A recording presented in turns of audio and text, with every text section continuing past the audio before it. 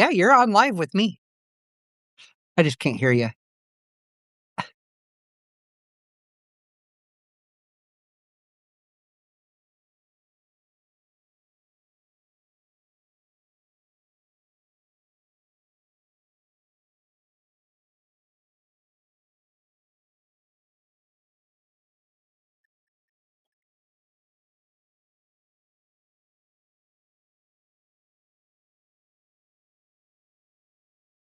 Is it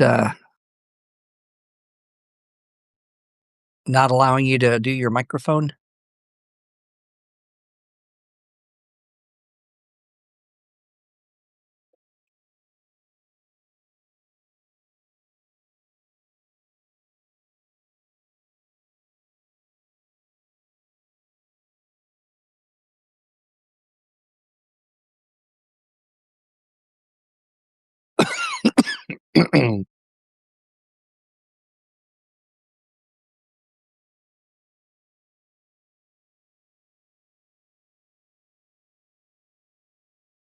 Well, how about this? How about we go back to school?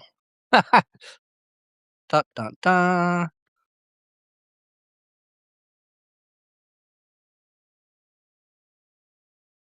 Here. How about this? You can hear me. I'm in the school. I just didn't want a repeat of last time. Um, it's making a come on. And of course now my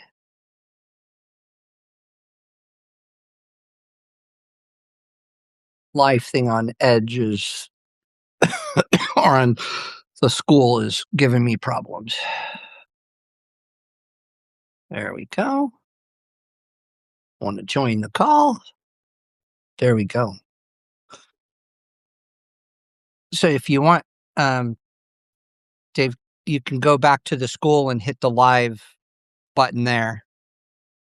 And maybe your audio will work there.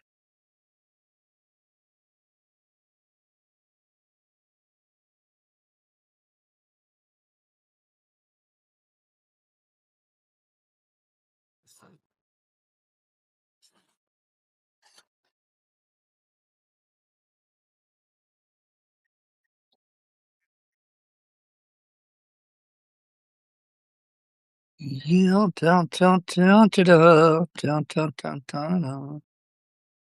have to edit all this.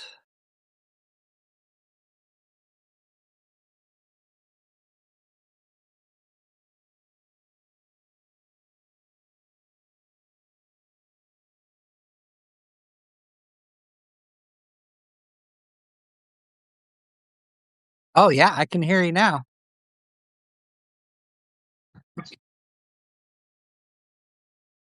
Oh,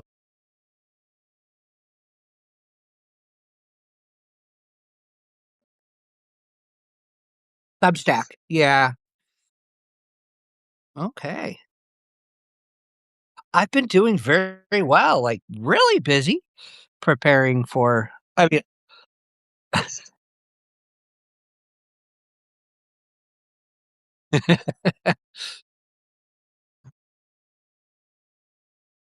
yeah,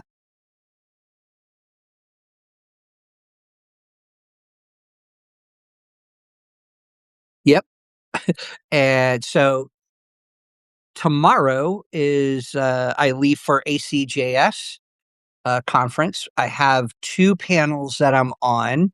Those papers are will be in Substack. They've been written. Um, so when I do my panel and I have my, couple of slides to go over in my what I think I'm given like 10 or 15 minutes. When I go over that, then um, people rather than my paper like handing out hard copies, they'll have digital copies, and then I'll be able to record the session as and then be able to attach that as I did. But also tomorrow. morning, I recorded a presentation for Columbia Southern University. They're having an intellect and innovation conference. This is their second annual. It just happened that my flight is at the same time as the um, as my time slot. So I had to record, but it'll be released virtually. But I wrote a companion paper to the lecture on micro protocols. So I just released that about an hour ago. So in Substack, it's for right now, it is open to the public until tomorrow night. And then I will close it to only subscribe members of Substack. So they'll have the video and the 45-minute long video as well as the paper. In the paper, I actually outline um, how to's for micro protocols on teaching uh, AI in a classroom, a flip script classroom. And then, yeah, next week, when I get back later this week, I got to prepare for the Carolinas Crime Analysis Association. I'm speaking there. Um, so yeah, March is going to be really busy. Um, I was both of my books that I had independently written were picked up by Cambridge scholars um, out of the UK, and I turned in my polished manuscripts, some changes to that. So, and then we expect to expand it a little bit. It looks like publication will be late next year.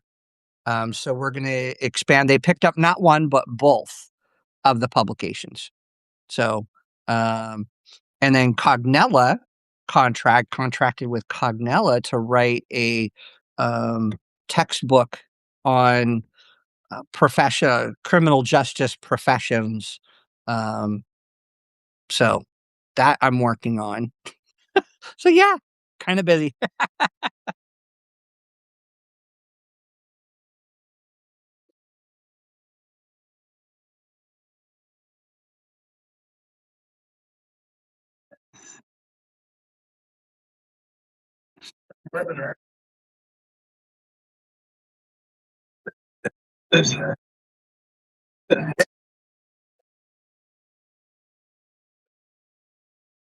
Yeah,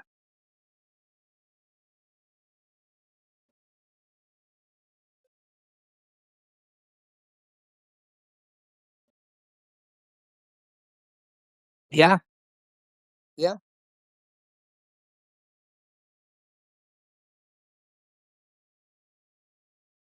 I am, and I think that's the traction I'm hearing from a lot of people. Um, I'm really looking forward to IAFE conference. Um, I have 2 sessions I put in for there. Um, but also they put out a week ago, 2 weeks ago, they were looking for anybody with books to sit down. So I I told them about both books, and so far they're interested in putting me in for to sit. I'll just have this as much time as everybody else with one book. So I'll have to kind of make sure I'm on the spot with timing on that one. So,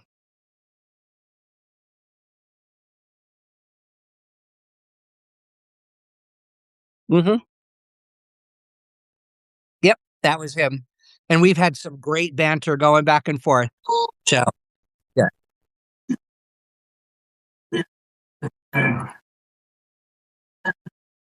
Yeah.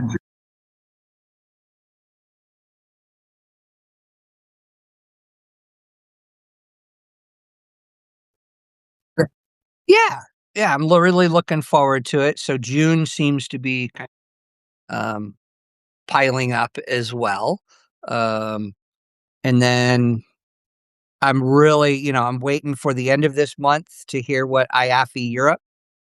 I put in for 2 of their sessions. So we'll see if I get one or both. in there, and so that'll be nice if I do. It'd make the trip all worthwhile, as well.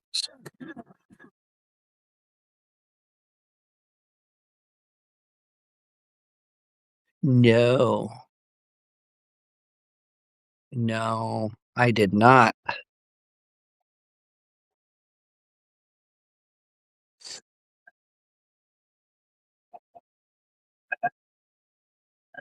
Oh, okay.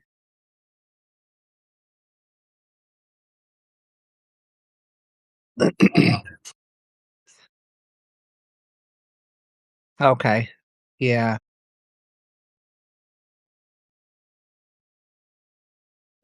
So we're board meeting we're having in April. No, in Kansas City. Kan Yeah. So I have that, and then, yeah, then of course, the IACA conference in August. I'll be there now too. So, yeah, that was,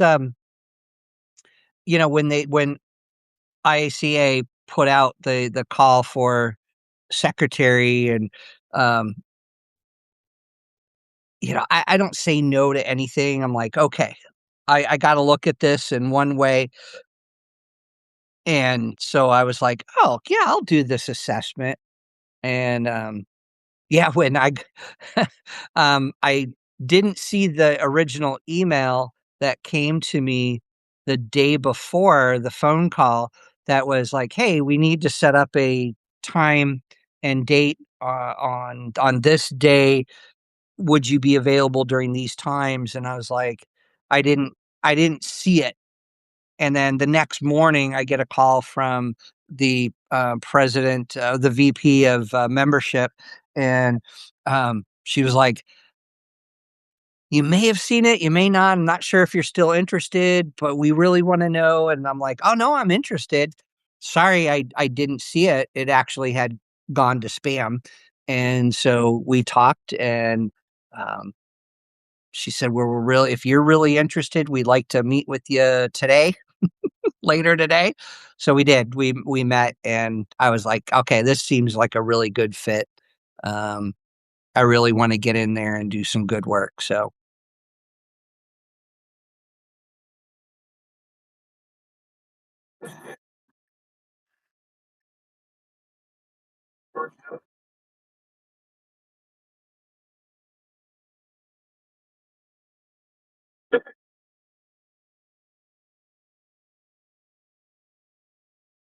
yeah.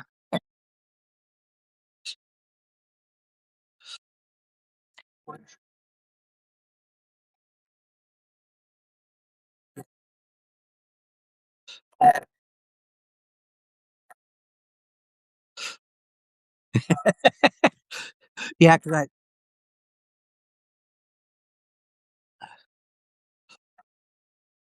yeah.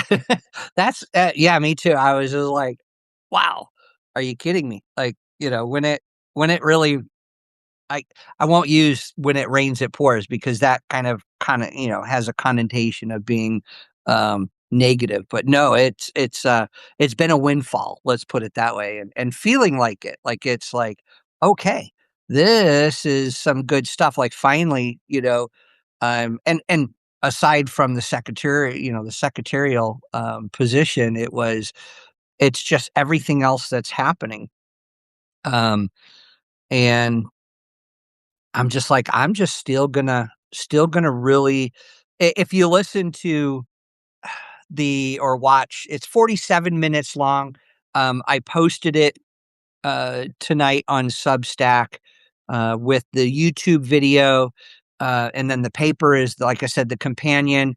The paper has about half of it really is narrative, and then the other half is, putting these micro protocols, for, like, discussion boards and essays, and because the more as you and I have had conversations over January and February, that, um, I've had more conversations with colleagues of not only professional within the intelligence and crime analysis, but putting together things like, for Tennessee and the workshop that I'm going to do there in Carolina, that, I asked that simple question that I think you and I asked is, so what's critical thinking to you? And I've gotten so many different answers. And I'm like, see, that's a problem. We should have a textbook answer, just like you would a definition of what's intelligence. We've got to know what operational intelligence, tactical intelligence, they all have very finite definitions. And that is one thing that I'm like, so in the video, I even say, now this is me, this has nothing to do with the university, but how many of you actually really, when you say you teach critical thinking, that you're actually teaching critical thinking? Like, are you really looking at your students' paper and saying, well, that's really a non-argument? Do you even know what they outline the premise of the argument first? Do you even know what a premise is? And I said, I went through that mathematical equation of, if you have these premises and 2 out of the 3 are false to begin with, then the conclusion therefore has to be false. Just because one's true doesn't make it true. It has to be called false. And I'm like, are you even teaching your students this stuff? And I said, I even had one in a conversation I had with a colleague 2 weeks ago. It started online. We got on the phone and, well, we're not English teachers. That's what we're not here for. We're subject matter experts. And I said, if you're teaching criminal justice, where reading, writing, and I love that Atlantic article, it is totally true. What are we going to do? And AI is not going to be a replacement for it. It's going to be an enhancement to help. But said, wait, if you're writing a report, are you ensuring that officer knows how to write? Because punctuation matters, words matter. How many people have been found guilty because a report was wrong, notes were wrong? They get into court and they testify based on their notes because they can't remember, and then somebody's wrongly accused, but they'll be innocent on appeal, or unfortunately, some other organization has to pick up their case and pick it apart. I said, but as law enforcement, criminal justice, intelligence, we should understand that what's a fallacy, and has that fallacy in that argument, what's the fallacy in the argument? And, so I was like, we just allow people. And I said, I know it. I teach doctoral studies and master's thesis. And I said, I don't know how many students. I go, well, how did you come to that problem? Well, it's something I've been interested in. So, yeah.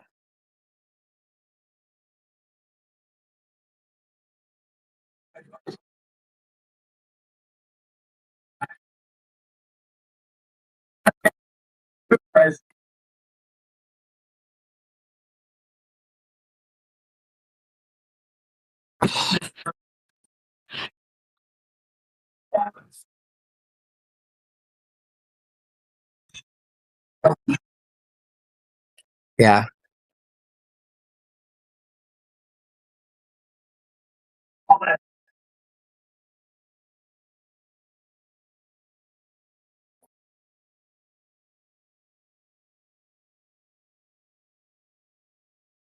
Mm.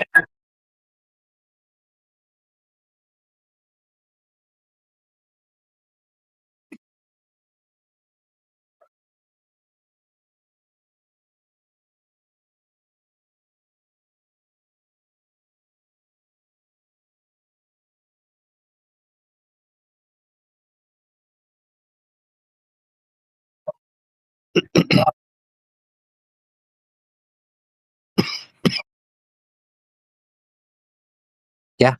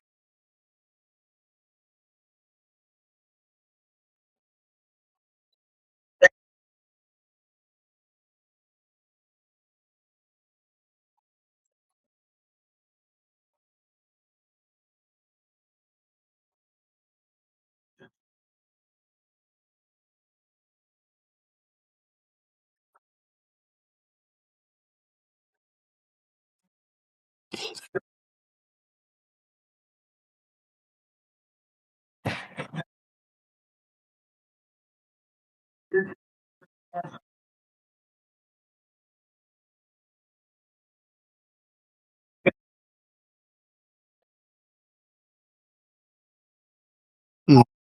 Very. Yeah, so when I look at a definition, a strong definition for critical thinking, I mean, yeah, I could look at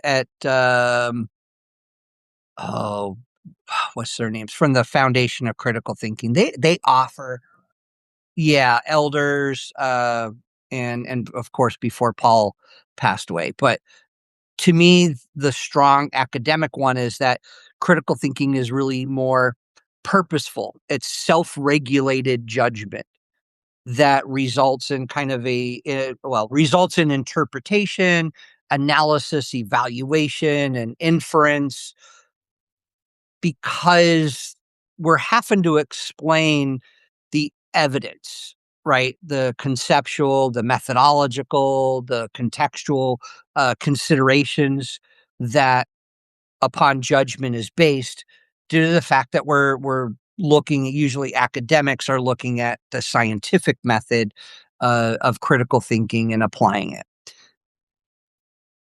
But when we look at the Paul and Elder, they have their um, critical thinking definition. I think it has something with discipline and being reflective and evidence based reasoning.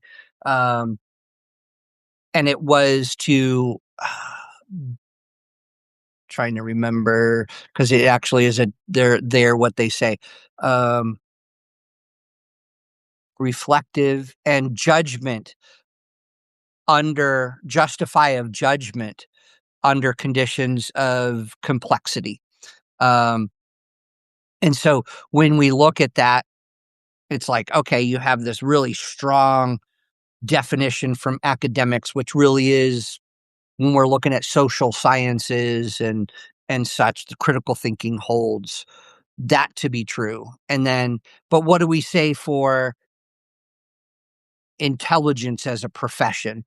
Academics, we have to ask that what we are looking at as, and I use the word belief lightly, but what our idea, perspective, thought is it justified?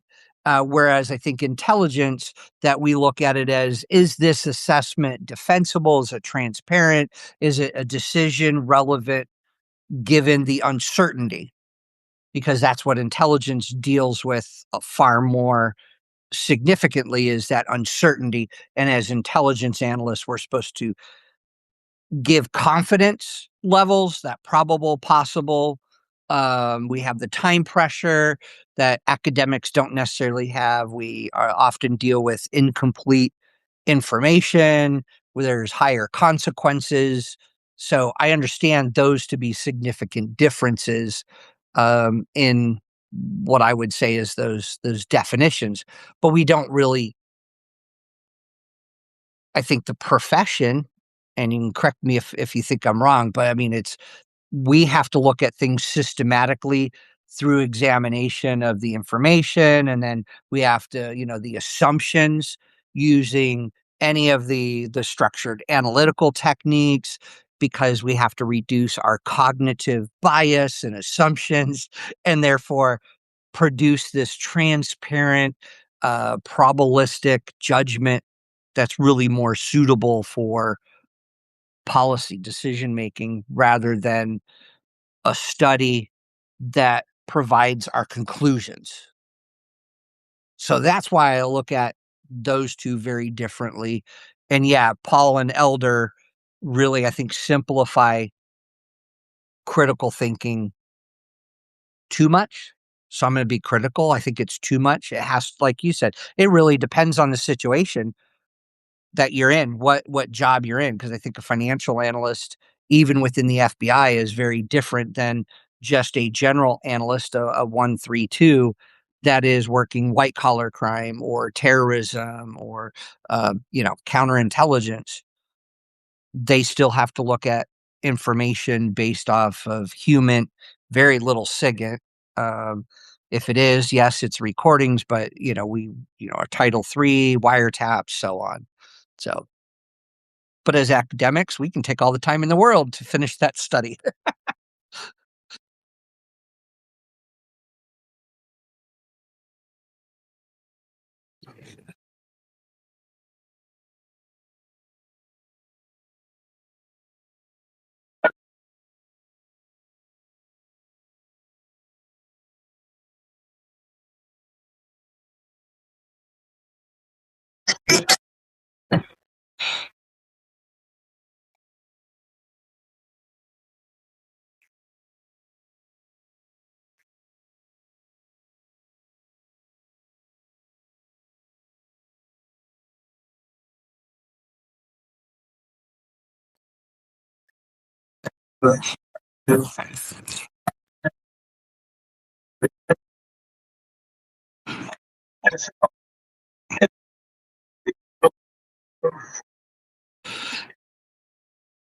Yeah, yeah. Well, I think that, crime, you bring up something that I have been thinking about because, yeah, there is that distinction between crime analyst. I mean, yes, temporal analysis, link analysis, patterns and the matrices. I get that. But when we build those out, I think it's expanding that those who really want to put the intelligence analysis, what word? Not necessarily yeah, I guess discipline. And they strive to really, just like within the FBI, SOSs, the staff operations specialists who are in the line of course, the intelligence arena, that's the first stepping stone, that they're the ones building the link analysis charts. They're the ones putting together, like they're doing some searches and so they are that in well, I even look at it as that um, intelligence clerk. Um, I mean, I penned an article a couple weeks ago where I argue that fact that we need to go back to the beginning. There was reasons that the FBI and other federal agencies had terms like research. I mean, I don't know if you remember. Do you remember the research intelligence research specialist within DOJ? They got rid of those because then they were like, well, we have intelligence analyst 0132s. But then you throw these individuals in to a class or 10 weeks at Quantico. I still think it should be much longer if the agents go 21 weeks or 13. I know it ebbs and flows. Um, I think intelligence analysts need big courses in critical thinking to get rid of their political bias because it still happens. I still follow here on LinkedIn and I follow on other that we have individuals who are still that I'm like, and I'm not playing the conservative liberal, but it's just like, how can you say that with a serious face and you call yourself an intelligence analyst? Not that they're right, not that they're wrong, but the words that have consequences. And I still say it with that crime analysts who want to strive to that higher level of thinking should be able to be exposed to such things as, okay, how do we look at patterns? You just don't get to look at a pattern and say, well, there's so many car, break-ins and they're to this level. These are the things that they're stealing. obviously it's got to be an organized gang, or, oh, it's just teenagers on a spring break, or it's summertime. So therefore we should look at, you know, ebbs and flows of certain types of petty crime. Yes, but ultimately either we want to prevent, deter, mitigate, right? How do we do that when we're looking at pattern analysis? Do we just want a crime analyst to say, well, I put this pattern together, this is what it looks like, there you go? Well, why not challenge them to go a little bit further? That's what I kind of see myself wanting to do. And I know, like I said in the video, I had said, I'm not naming names, I'm not naming institutions. It's just, why as academics, and even I call the students academics and scholars, that why are we still afraid of the use of AI? Why are we not revamping our curriculum to show more use of AI, flipping that script, like, okay, go ahead and use AI. But we as instructors should actually be the ones going, well, wait, I think you use, if even if you put down on the bottom of the title page, you used AI, generative AI, to pen part of this. Now I want you to explain to me how you arrived to that argument, how you arrived to that conclusion. What evidence do you have? Um, because we as instructors, we're not doing that. Um, I recently had I teach in doctoral studies at a college. I teach for a couple of them, so I can say a college, a university. And a student said that the feedback that they got from me seemed to be just AI, and how dare that an instructor use AI to give them points, feedback and comments that they feel that they could have done themselves. And I said, well, when, of course, lead faculty, when they reach out to you and say, hey, is this true? I look back at the feedback and I'm like, you look at their paper, it's 2 pages long. My feedback's 6. So you're telling me, and I said, I put out in announcements, in videos, in written format, I use AI to my advantage. I can go through, and I even say it on videos and I show it. I've got 5 screens. I use these 5 screens to my advantage. How can I get through 60 students in 4 days? I've got 96 hours, according to the university, to grade 60, because I've got 2 iterations of the same class.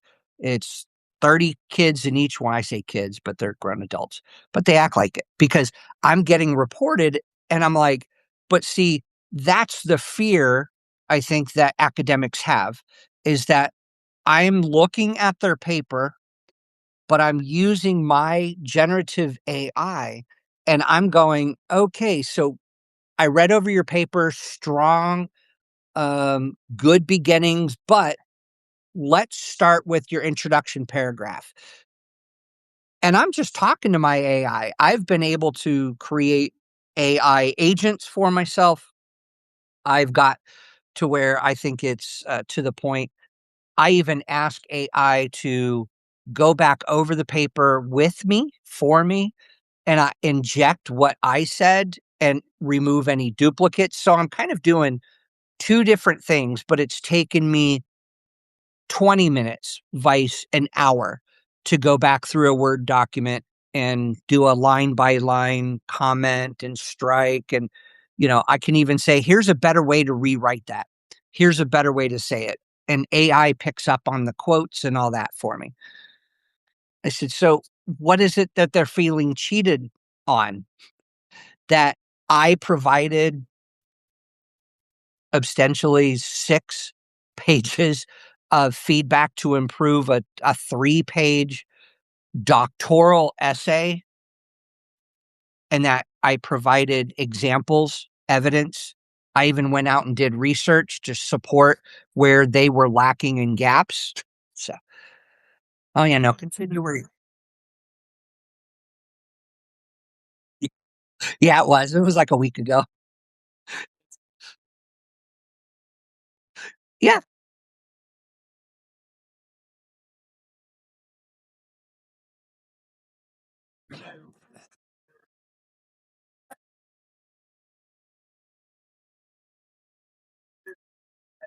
yeah.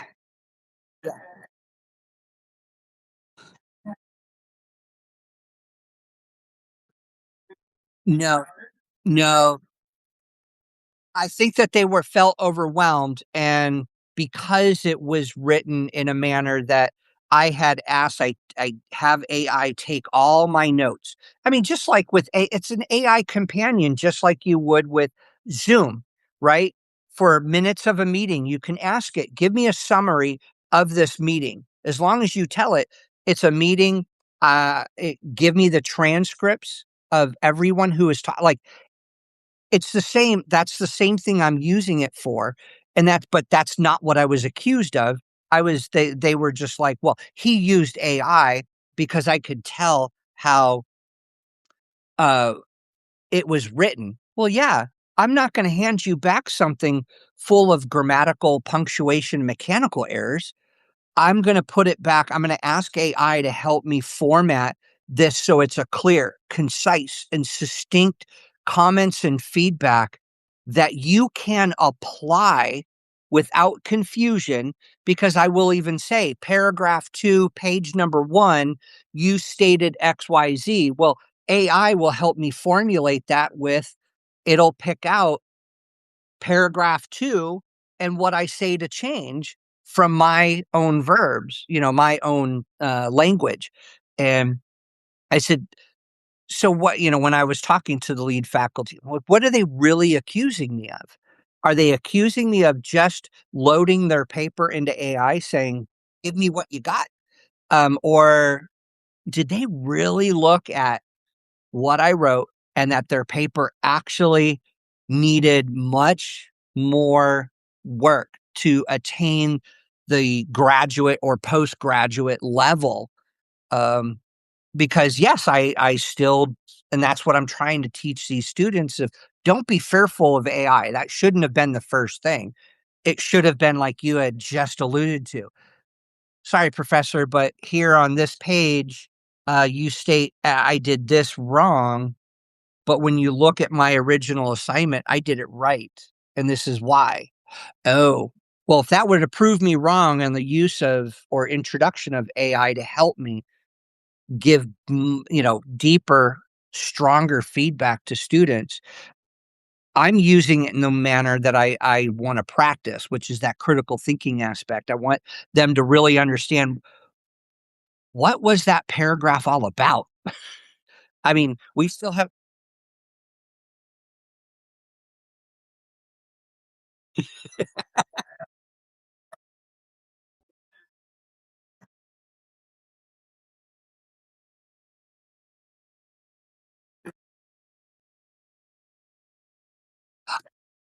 no, I don't think that the student did.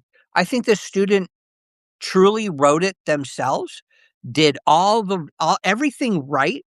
I wish that they would have used some AI as, for a tutor, research assistant, and a all-in-one correction for mechanics like punctuation, grammar, but even got down into the prompts.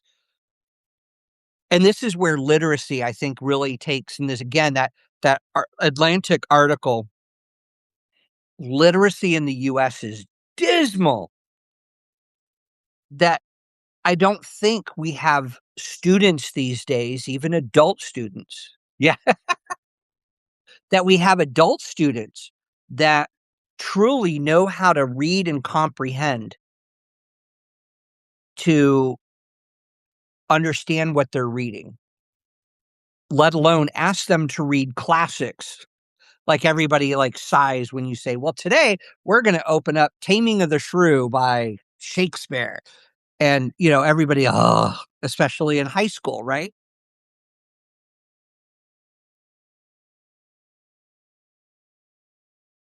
Mhm.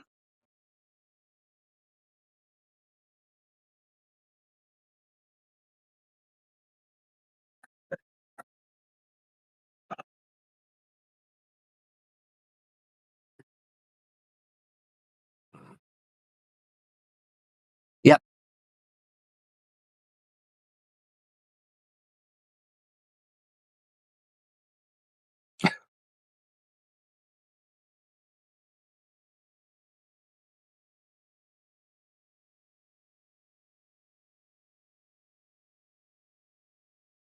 Yeah. Yeah. And, because of course, yes, they picked up on the M dashes, some of the bullet points, um, but without really, I think, without qualifying an argument that it came off as a complaint, unsubstantiated when you really look at it. Of wait now, are you in fact arguing that what I said or what the feedback said was incorrect? When I reached out to the student, because of course they wanted a grade change. Um, and at the doctoral level, really anything to me, anything under a B is failing. Yeah, you can get a C. The university has the C in there and a D for doctoral.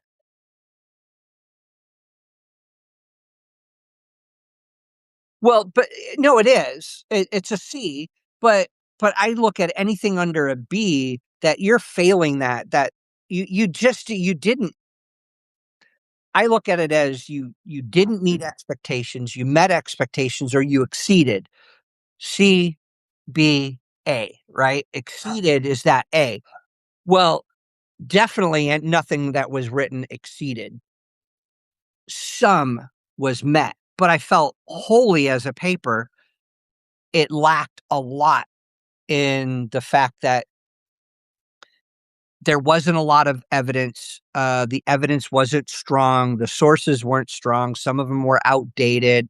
They made generalistic statements and claims to which nothing was evidence based. And I'm like, that that's not critical. You didn't apply any critical thinking to it. You wrote it saying that's good enough. Okay, well, you didn't meet the expectation on most of it. You met some of the expectations, but therefore you still received under a B, and you failed. But then that student failed, and I gotta say, so did the lead faculty. That Well, you gave them such, that it looks like AI was. Does it matter whether AI was used? Because whether I used Grammarly or Quillbot, or spell check, can you hit us now? 30 years later after spell check came out on Microsoft Word, can you hit us? You know, w- I don't remember that being an issue, or let alone when Grammarly came out that you're correcting your grammar by using, Grammarly. We didn't call that AI at the time. Or even when Quillbot was able to rephrase quotes, well, it was rephrased. um, as long as three words or more didn't constitute any part of the actual directly quoted information, it was a paraphrase. So, but this is where I'm sad to talk to so many academics that they don't even know this. And I'm guilty myself up until, you know, I would say the last 3 years, to where I really started thinking about critical thinking applied to how to make. And then, yes, with articles like the Atlantic, that we don't have the upcoming generations. Um, I mean, I have an acquaintance, let's put it that way, young man that has worked for us, privately, just a lawn job here and there, and he is a really good kid. He started with us when he was 14. He's 17 now. He's almost turning 18. He was in his freshman year of high school when he started with us, and he's now getting ready to graduate and go on to college. And over the years, I've given him books like Marcus Aurelius and As a Man Thinketh. I gave him my critical thinking book. He's smart. He's a straight A student in school. But how much do I put in to the public school system? That there are times we've had conversations that he's like, "Oh, yeah, I didn't think about that." And you're like, "That was an easy one." um, but then even teaching high school kids, I'm like, "Wow, you guys really you can't even read the slides that I've got up here. You have your own jargon, but yet you can't even understand plain English, let alone maybe they're even learning a foreign language." And that's scary that these are gonna be the ones coming up in the next 5 or 10 years to be a new intelligence analyst, th and let alone the academics that are in their 20s and 30s who think they can teach, yet they don't really have the capability to think critically. So to me, it's like, where's that test that we have to apply for critical thinking to say, do you even have the cognitive ability, let alone the metacognitive skills to teach? Um, I'm not sure if I would pass or fail, but it's like up until just a few years ago, that was, but as I now talk to so many people and I get questions through Substack and through LinkedIn and Instagram, and those are the questions that I go back and forth. And yes, I've been called names as well.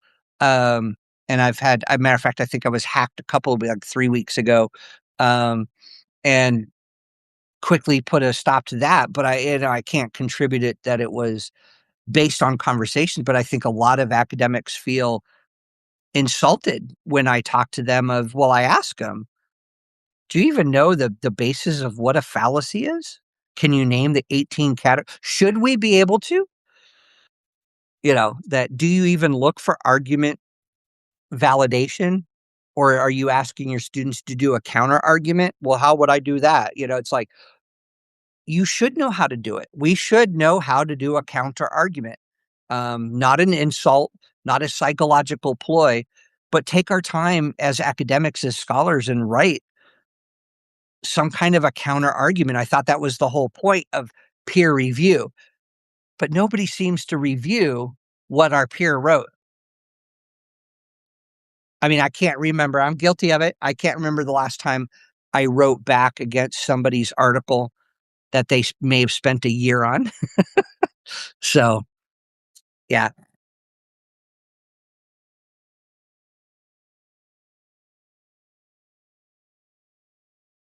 Yeah.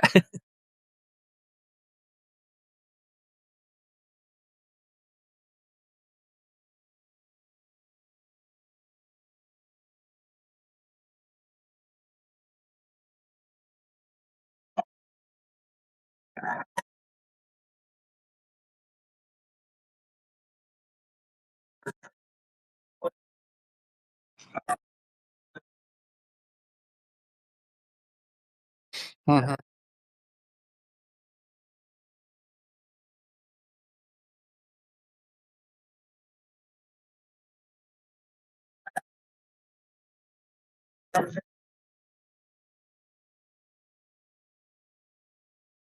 Yeah.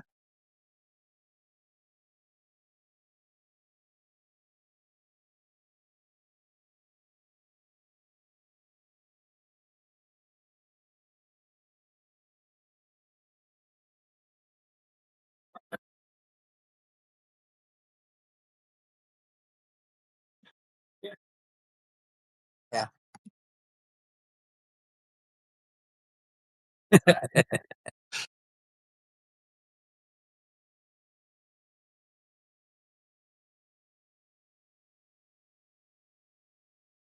Yeah.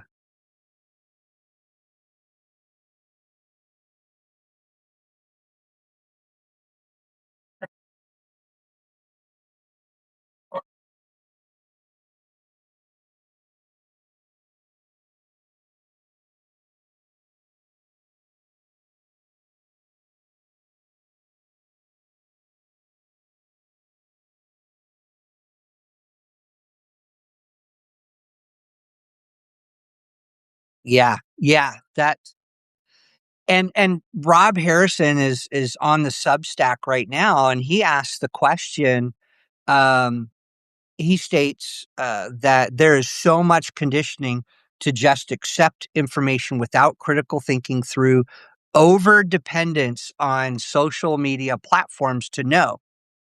Yes. Oh my gosh. That is yeah, you hit the nail on the head with that. But his question is or sorry, have we given up our independence of thought? And I'm just going to say yes. I mean, emphatically yes. Yeah, I would say 90+% of Americans have, because you can't have a conversation with people. Um, they're not open to a dialogue. Um, that's the way I've seen it. Like I said, I have students in classes that they say the same thing. Oh, that's some great information. But then when it comes to feedback in a paper, um, there's no original thought. They're like, well, yeah, I used ChatGPT or I used Gemini. I put this through and I asked this and I asked that and I did this and I did that. And I'm like, that is awesome. You did a lot of great work. But where's your so what for? And I gotta say that even with individuals outside of academia, of I mean, isn't it within the intelligence community we fought, especially after in a post 9/11 world, that we need to have imagination, then what it was connecting the dots. I hate that phrase. Um, think outside the box, but then yeah. Yeah, it was that yeah, they lacked imagination, but it's like but they never quantified it. What do you mean lacked imagination?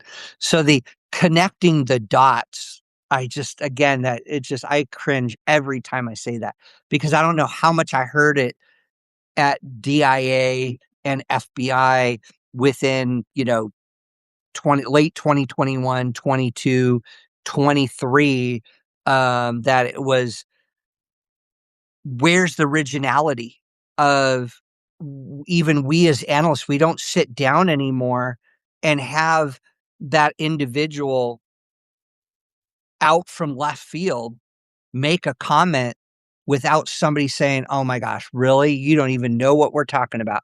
Well, wait, they may, but they have a good idea. Um, so I am totally of the opinion that we have given up. Um, I mean, teaching high school students earlier this last year, well, yeah, late last year, sorry, um, that no original thought, and they're completely dependent on what they're learning through social media. And I'm like, where are the parents? Where are you sitting around asking your child questions? Um, or even quizzing them on such things. Did you hear what happened over the weekend? Why do you think that we did this? Like, let's have real geopolitical conversations so they can actually learn about the world we live in, other than, you have the protests against us entering the war with Israel against the Iran. But you're like, but are you thinking of the consequences from an analytical perspective?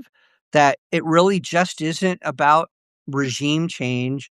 It's about cutting off China and Russia and their access to, oil.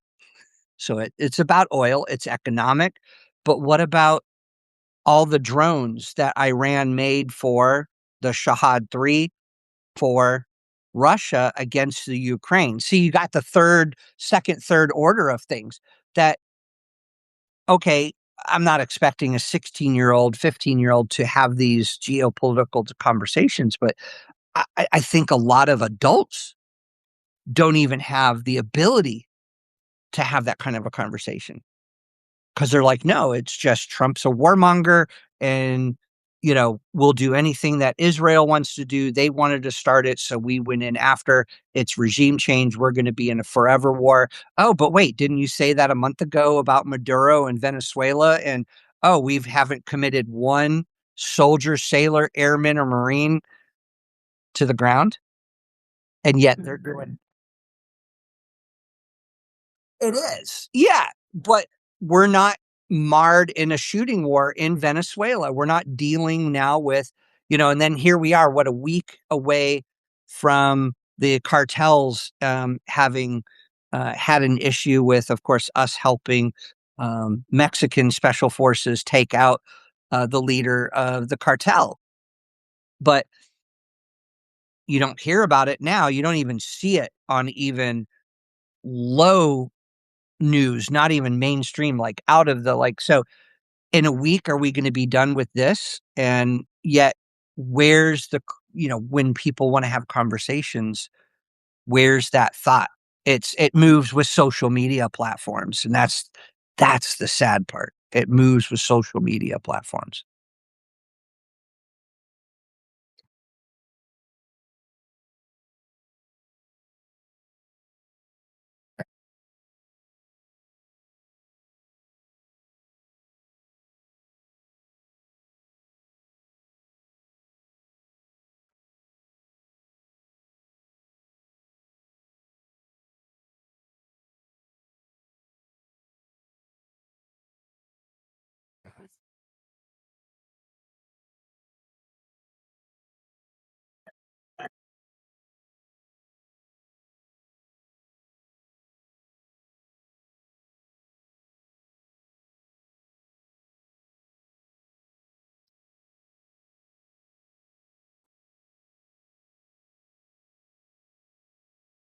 Yep.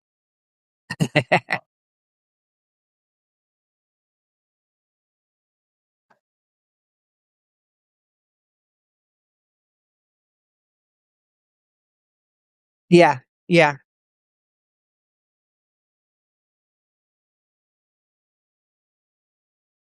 Well, that one. So here's kind of I want to, and I forgot to post it in the Analytical Edge Academy. Um, but I wanted to, I like the Analytical Edge Academy, but I also have subscribers within Substack. But Substack only allows you to chat, write out a chat, not come on a microphone live, not do this. So I think I've kind of now figured it out. What I'll do is I'll have to look at it as two separate platforms, two separate, and unfortunately, that's what happened last week. Was I sent out one link for both, and yeah, it got really. So that's why I just started this one. Um, but that had somebody gone live and clicked on the live on the Analytic Edge, I would have been notified and opened it up. So then we would have been able to actually either have people on screen there or have that. So it's part of the packages of paid subscriber and paid for your package on either one. So yeah, yeah. But yeah, thank you. Mondays at night, you know, I I brought my scotch. You know, it's the lips looser, right?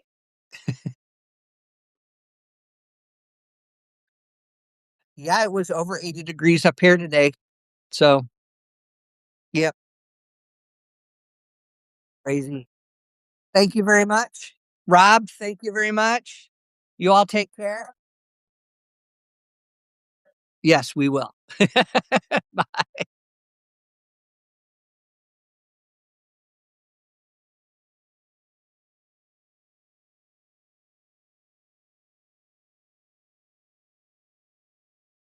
Um, who is the shepherd? Yeah, very. And I guess that's it. We have this world of influencers now. I look at that influencer. And that's what that seems to be. Um, who are we really gonna listen to? There's a lot of distrust in the academic world of academics, from both left and right political ideologies. Um, so when we look at, yeah, who do we follow? Who is the shepherd leading the sheep? Um, I don't actually. Do you have a thought on that? I mean, this is an exchange, and I know we're going to wrap up here, but you brought up a really good question of who really should we be listening to. I think that there's also a thing of having a lot of good voices out there and trying to find a voice, if you will. Um, but who's the right voice to listen to? That I think is a big question. One that I don't necessarily have the answer to. Um, so I'd be curious to hear yours.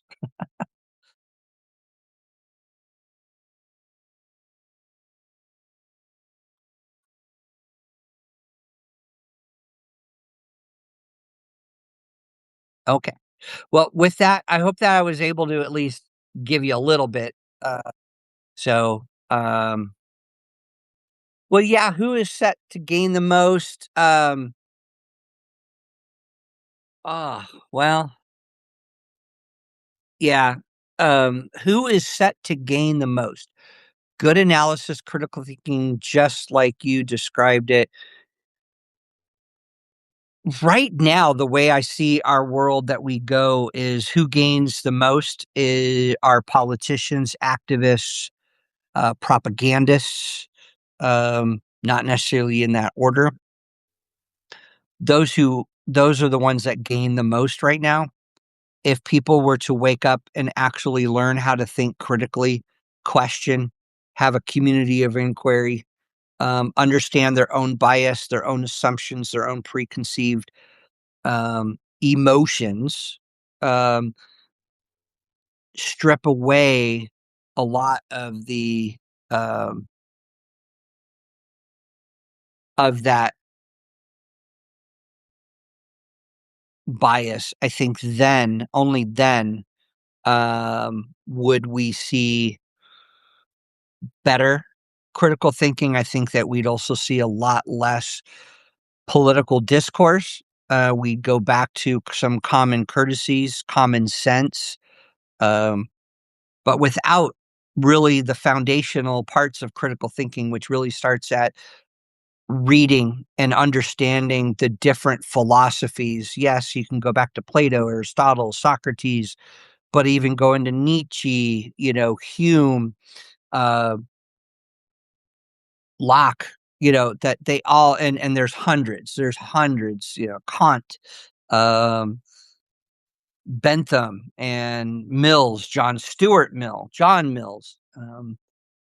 I think that if people were to start to understand their own way of thinking, they would slow down and start to want to ask questions and to see where those questions could really help them in understanding whether they are making the right or the wrong decision, whether their judgments are spot on or they're off. I mean, we can't argue with a brick wall. Brick walls don't know how to think critically. They don't want to learn how to think critically. They don't want to have that self reflection. I mean, if I use the definitions from Elder Paul and Elder, I don't think that people have the self-reflectiveness. If you are, how do you become an intellect? A lot of it is just to really have that self-reflection, that taking time every single day to move forward with your thoughts, your ideas, formulate them, be able to find and through research support and defend them. So I know I've gone almost 10 minutes over. Have a good night. You all take care. Thank you.